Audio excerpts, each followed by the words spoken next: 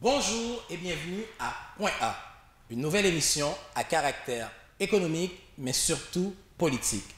Depuis le 23 août dernier, la campagne électorale est lancée et nous constatons qu'au Québec, les candidats sont présents, sont partout sur le terrain. Ils font les porte-à-porte et ils veulent convaincre les électrices et les électeurs. Nous avons avec nous aujourd'hui un candidat, le candidat du Parti libéral du Québec, dans Vio, M. Franz Benjamin. Monsieur Benjamin, bonjour et bienvenue à Point A. Bonjour Vladimir, très content d'être là.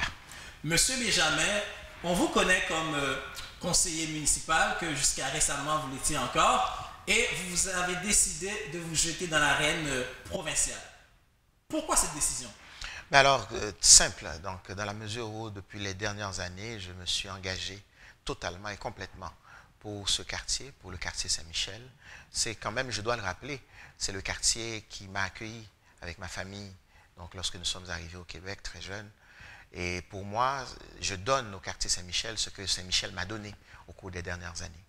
Évidemment, lorsque David Hurtel, qui est l'actuel député de Vio, a annoncé son départ de la politique, plusieurs de mes électrices et de mes électeurs ont sollicité ma présence sur la scène provinciale, où nous avons des enjeux en matière de santé, en matière d'éducation, en matière d'économie. Et comme ils ont vu comment j'ai travaillé au cours des dernières années sur la scène municipale, ils ont vu les résultats aussi, ils pensent que je pourrais prendre la relève de David pour continuer à donner d'autres résultats encore pour le quartier, pour la circonscription de Vio. Évidemment, suite à une réflexion, j'ai décidé d'aller de l'avant. Et je suis très heureux aujourd'hui que le chef du Parti libéral du Québec, M. Philippe Couillard, m'ait choisi donc, pour être le représentant du Parti libéral du Québec. Et ce que je compte être, évidemment, si j'ai l'honneur de représenter Vio, c'est d'être la voix de Vio à Québec. Monsieur Benjamin, pouvez-vous nous donner les délimitations de la circonscription? Parce qu'il y a des gens qui viennent de l'extérieur du Québec, ou de l'extérieur de Montréal, qui habitent au Québec, mais qui viennent habiter dans Saint-Michel. Puis les gens qui viennent de l'extérieur du pays, qui viennent habiter dans Vio. Pour au moins donner les délimitations nord, sud et ouest pour qu'on puisse situer Vio. Alors au sud, c'est la rue Bélanger, grosso modo. À l'ouest, c'est la rue Papineau. Au nord, ce sont les limites de Montréal-Nord, c'est-à-dire si vous êtes sur Saint-Michel, vous ne sortez, Charland. Si vous êtes sur P9, c'est grosso modo à peu près industriel. Et à l'est, ce sont les limites de Saint-Léonard, c'est-à-dire passer P9, 25e avenue. Voilà, ce sont les limites. Monsieur Benjamin, on vous a surtout connu, comme je viens de le dire tantôt, comme conseiller municipal, présent depuis environ 9 ans sur l'arène municipale. Et qu'est-ce que vous comptez faire au niveau économique pour Vio pertinemment? Parce que je pense que vous aviez parlé, que vous avez beaucoup à faire pour Vio. Pouvez-vous nous dire quoi? Alors bien sûr, la réalité, en fait, on s'est engagé sur 3 engagements. On s'est engagé sur 3 choses, 3 sujets, 3 thèmes dans Vio. L'éducation, l'économie et la santé. Au point de vue économique, justement, et un des constats que nous faisons, il y a beaucoup de gens, de ceux qui ont la chance de travailler, qui sortent à l'extérieur du quartier. Il y a beaucoup de gens aussi qui ne travaillent pas. Le taux de chômage à Montréal, il est à peu près aujourd'hui de 8,5%, un petit peu plus élevé dans Saint-Michel, dans la circonscription de Vio. Ce que nous voulons faire, justement, c'est de travailler sur une structure d'embauche locale. Il est possible de développer un projet d'embauche locale. Et pour ce faire, nous nous y connaissons, puisque j'ai été, avec David Hurtel, cofondateur du Forum du développement économique de Saint-Michel.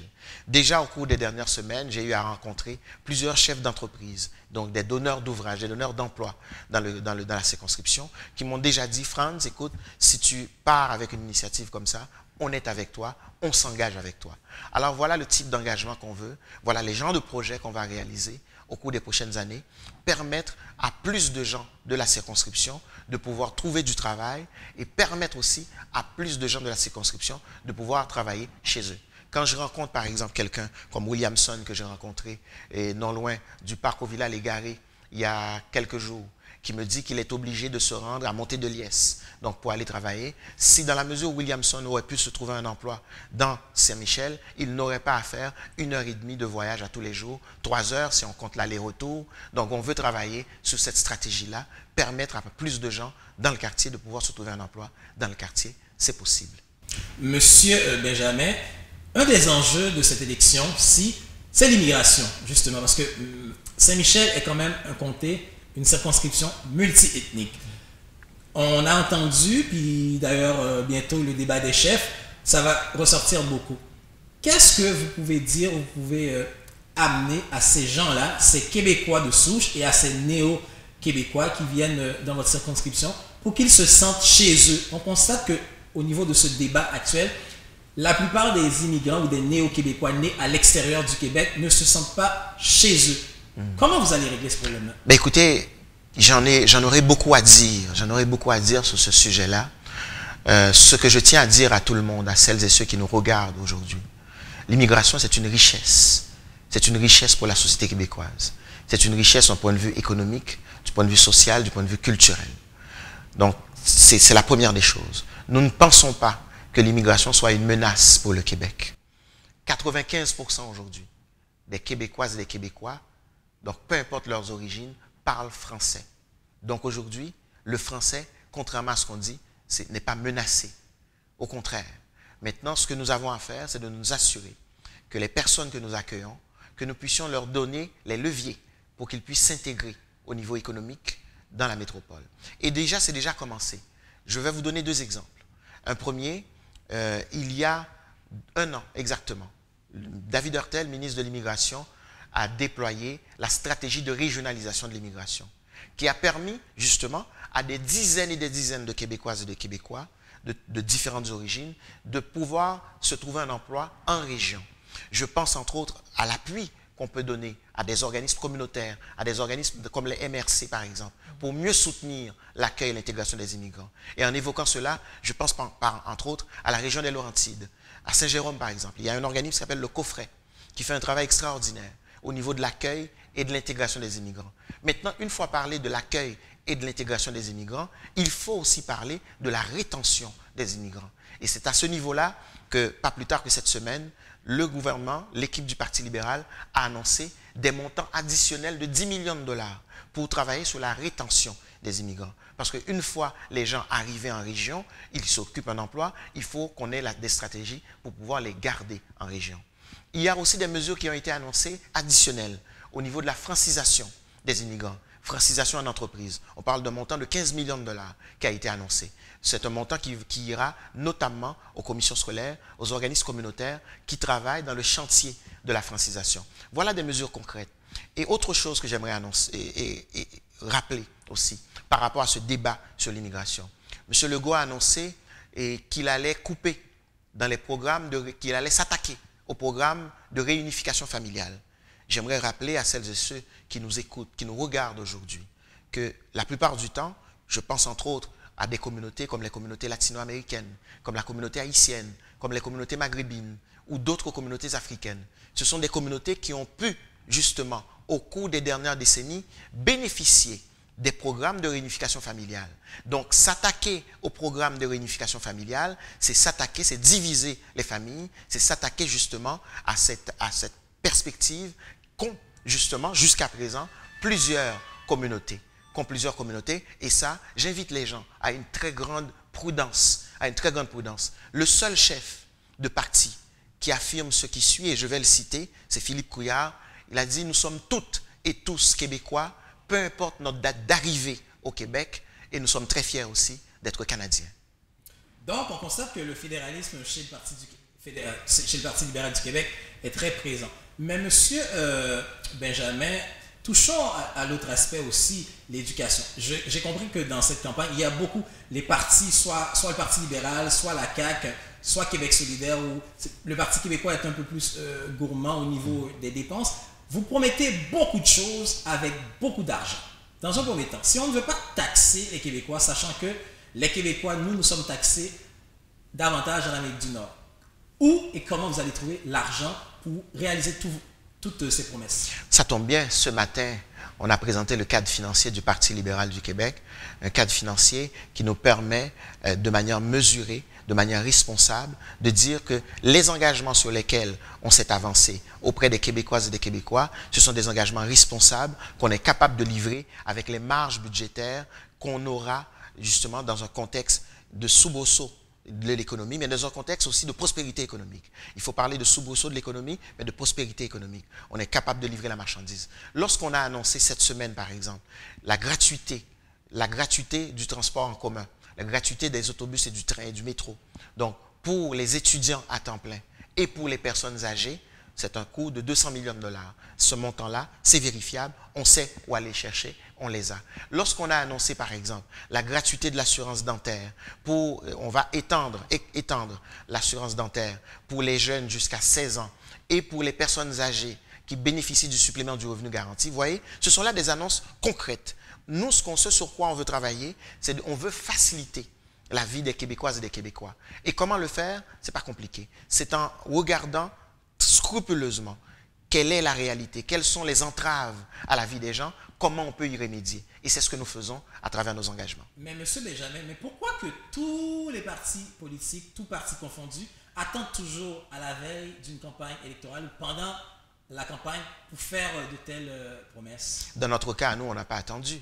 Je vais vous rappeler tout simplement qu'il y a déjà presque 6 mois, par exemple, si on parlait de l'immigration tout à l'heure, qu'on a annoncé un projet unique, jamais vu auparavant, dans l'histoire de Montréal, un partenariat unique entre Montréal et le gouvernement du Québec sur l'accueil et l'intégration des immigrants sur le territoire de Montréal. Ça, c'est un programme de 12 millions de dollars, c'est-à-dire sur 3 ans, 4 millions de dollars par année de plus qu'on donne à la ville de Montréal pour mieux accueillir, mieux intégrer les personnes d'origine immigrante qui arrivent sur son territoire. J'ai parlé tout à l'heure en matière d'éducation, des grands investissements qui ont été faits, notamment dans Saint-Michel, au niveau des écoles. On n'a pas attendu 4 ans. Ce sont des investissements qu'on a faits depuis déjà 3 ans. Vous savez, je parlais de l'école Saint-Noël-Chabanel, ça fait déjà 1 an et demi qu'on a inauguré la nouvelle école, le nouveau pavillon de Saint-Noël-Chabanel. Donc nous sommes dans une dynamique où il y a la prospérité économique, mais il y a aussi, on redonne aux citoyens. Ce que nous voulons maintenant, c'est aller sur les choses beaucoup plus concrètes, pertinentes dans la vie des gens. Je viens de parler par exemple du transport. On a annoncé dans le gouvernement du Parti libéral du Québec que le transport en commun allait être gratuit pour les étudiants à temps plein et pour les personnes âgées. J'aurais pu parler aussi des aidants naturels aussi. On a déjà fait beaucoup d'efforts pour les aidants naturels, mais on pense qu'avec les marges financières qu'on a maintenant, on peut faire davantage. On va faire davantage. C'est comme finalement, vous qui me regardez à la maison aujourd'hui, c'est comme votre budget familial que vous avez à gérer. Vous avez 400 $ à gérer comme budget familial par semaine, vous devriez prioriser des choses. Il y a des choses malheureusement qui doivent attendre. Mais quand aussitôt que vous avez une marge de manœuvre, qu'est-ce que vous faites? Vous dites, ah ben, je n'ai pas pu faire ça il y a 2 semaines, ben, je vais pouvoir en profiter. Je vais le faire maintenant. C'est ce que nous faisons. Monsieur Benjamin, je comprends que vous n'êtes pas ministre de la Santé, encore moins vous n'êtes pas médecin, mais je vais quand même toucher un point au niveau de la santé. Bon, les gens, ainsi que les adversaires, critiquent votre ministre des Finances, M. Barrette, par rapport à ses promesses par le passé au niveau de médecins de famille. Bon, on a constaté dernièrement qu'il y avait une petite marge de rétrécissement au niveau du temps d'attente. Mais qu'est-ce qu'on peut faire? Pourquoi qu'on a toujours un problème avec notre système de santé? Parce qu'il y a beaucoup de personnes, justement, vous parlez des communautés immigrantes, des gens qui ont été médecins à l'extérieur du Québec, soit aux États-Unis, au Canada ou dans d'autres pays qui viennent d'arriver au Québec, mais ils sont toujours bloqués. Et on a une pénurie de médecins, les gens souffrent, les gens ont besoin de médecins de famille. On fait quoi? Qu'est-ce qu'on va faire pour intégrer ces médecins-là pour que chaque citoyen, chaque Québécois et Québécoise puisse avoir accès à un médecin de famille? Je pense que là, il y a deux sujets. Il y a le sujet, tout le thème de la reconnaissance des compétences, qui est un sujet en soi. Selon moi, c'est un sujet plus économique qu'un sujet de santé. Parce que dans cette catégorie-là, il n'y a pas seulement que des médecins, il y a des ingénieurs, il y a des architectes, etc. Mais je préfère, revenons sur la question de la santé. Sans faire de guerre de personnalité, s'il y a une chose qu'on peut constater, tout le monde le dit, il y a 1 million de plus de Québécoises et de Québécois qui ont accès à un médecin de famille. 1 million, il faut le répéter, parce qu'on ne le dit pas assez. 1 million de Québécoises et de Québécois ont aujourd'hui accès à un médecin de famille.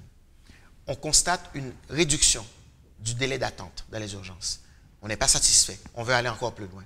Je regarde une annonce qui a été faite il y a quelques jours par le docteur Barrette, justement, qui est l'actuel ministre de la Santé, où, dans un endroit comme Montréal-Nord, par exemple, où on constate qu'il y a ce qu'on appelle un désert médical. Ce qu'on appelle un désert médical, c'est-à-dire c'est un territoire où il n'y a pas assez de médecins. Alors, ce qu'il a annoncé, c'est 13 médecins additionnels qui vont venir desservir les gens de Montréal-Nord. Ça, c'est du concret. dans la vie des gens. Parlant de concret, je regarde une circonscription comme la mienne dans la circonscription de Vio. C'est une circonscription où, aussi sur la santé, je me suis engagé. À faire quoi? À travailler pour enlever des petits obstacles dans la vie des gens. Je vais vous donner un exemple. Actuellement, quand on doit aller faire un prélèvement de sang au CLSC, il faut être dans une file d'attente qui peut durer parfois 2 ou 3 heures. Peut-on travailler, par exemple, sur un système de prise de rendez-vous qui permettrait aux gens, je prends rendez-vous à 10 heures, je me présente à 10h moins 5, à 10h05, je passe. C'est des mesures concrètes. Ça peut être la gestion des opérations. Absolument, qui peuvent faciliter la vie des gens.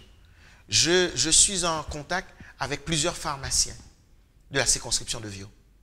Lorsque je les ai rencontrés, que ce soit quelqu'un comme mon ami Nabil ou quelqu'un comme Salvatore, propriétaire de pharmacien dans la circonscription de Vio, ce qu'ils m'ont dit, Franz, on est prêt à s'engager avec toi si tu veux travailler notamment sur l'isolement des aînés qui ont parfois des difficultés au niveau de la prise de médicaments.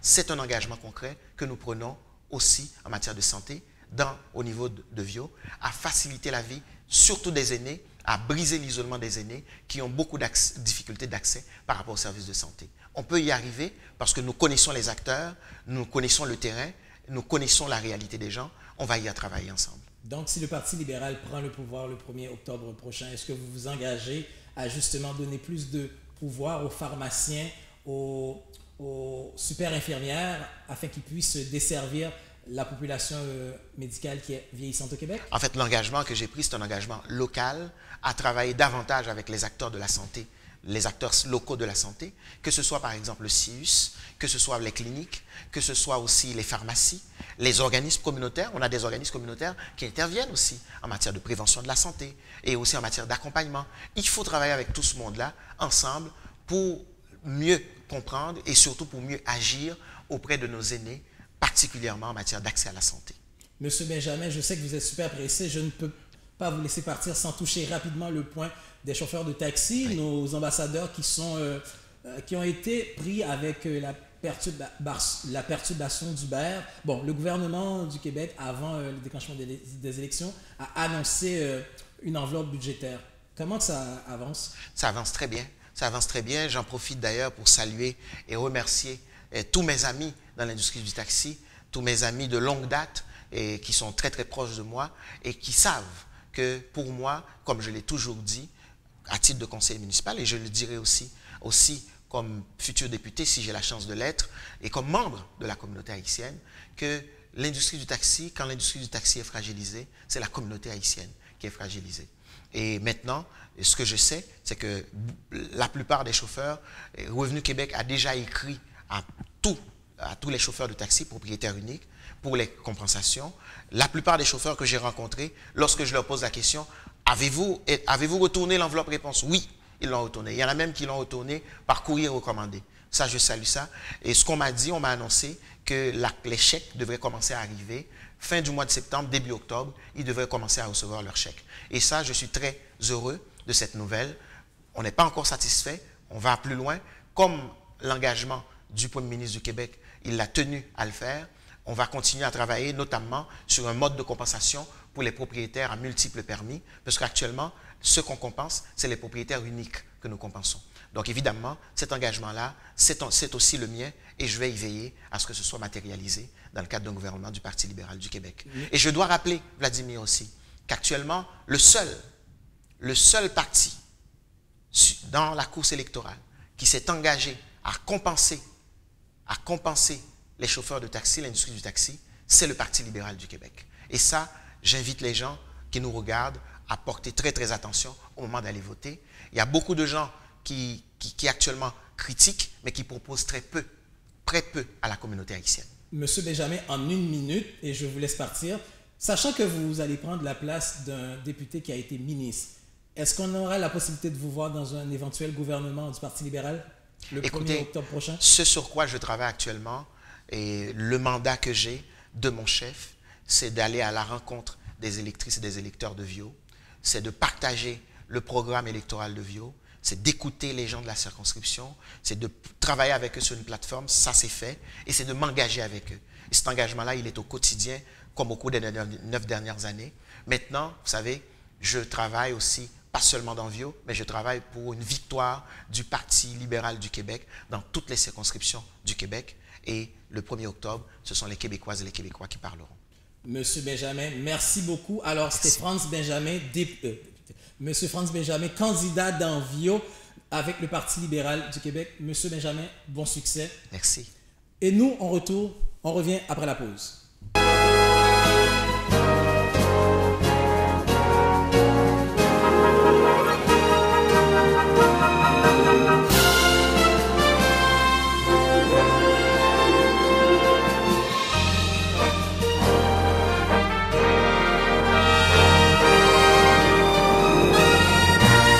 TCMN Téléculturel Montréal, chez vous, pour vous, sur votre petit écran.